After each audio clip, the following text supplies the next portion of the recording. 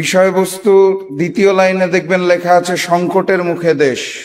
প্রশ্ন হচ্ছে সংকটটা সৃষ্টি হলো কেন? সেটার উত্তর প্রথম লাইনেই দেওয়া আছে, গণভোটের রায়ের বিরুদ্ধে সরকার। এখন যেই গণভোটের পক্ষে আমরা সবাই ছিলাম নির্বাচনের আগে, সেই গণভোটের রায়ের বিরুদ্ধে সরকার হঠাৎ করে কেন গেল, এই বিষয়টা একটু বুঝে দেখতে হবে। এখানে একাডেমিক যারা আছে তারা কথা বলবেন, আমরা শুনবো। আমি আজকে দীর্ঘ বক্তব্য দিব না, আমি খালি কিছু প্রশ্ন রেখে যেতে চাই আপনাদের সামনে, যে কেন গণভোটের রায় সরকার গ্রহণ না করে সংকটের মুখে ফেলে দিল দেশটাকে।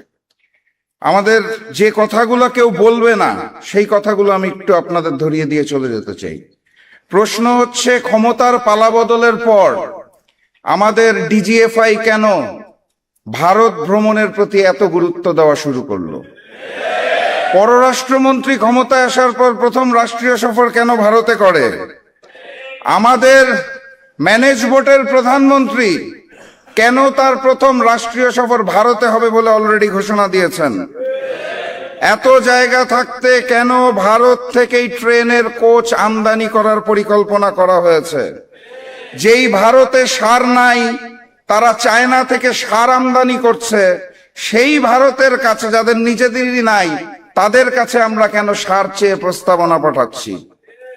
চায়না যখন আমাদেরকে জ্বালানি তেল দিতে চাইলো, সেই প্রশ্নটা আমরা কানে না তুলে, সেই প্রস্তাবটাকে কানে না তুলে কেন ভারতের থেকে জ্বালানি তেলের জন্য আবেদন দিচ্ছি? জুলাই জাদুঘর উদ্বোধন না করার পিছনে কাদের ষড়যন্ত্র চলছে? কেন সন্ত্রাসী সংগঠন ইসকনকে বাংলাদেশে 120 কোটি টাকার জমি মাত্র 2 লক্ষ টাকায় তুলে দেওয়া হয়েছে? ব্যাংক লুটেরাদের হাতে আবারও কিভাবে করে ব্যাংকগুলো তুলে দেওয়া হচ্ছে? প্রশ্ন করতে হবে, শিলং থেকে ট্রেনিং প্রাপ্ত সেই নেতা যিনি বর্তমানে বাংলাদেশের প্রক্সি প্রধানমন্ত্রী, তার হাতে কেন আমার এই সোনার বাংলা?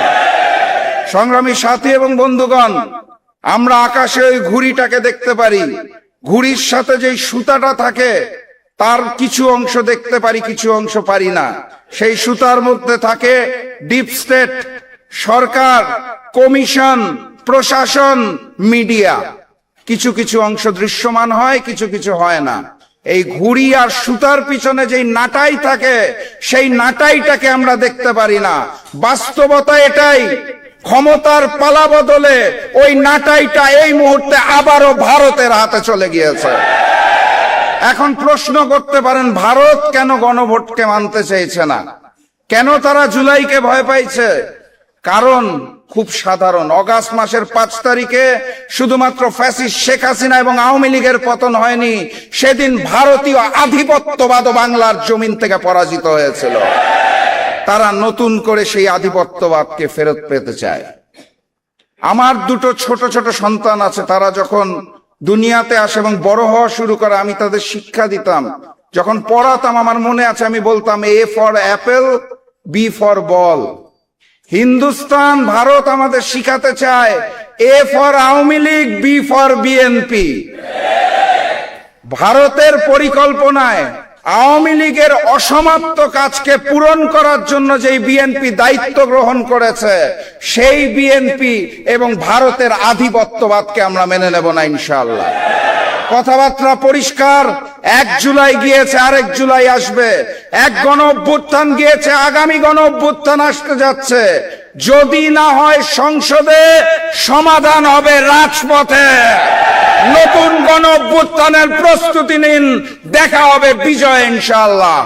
দৈনিক আজকের বাংলা .net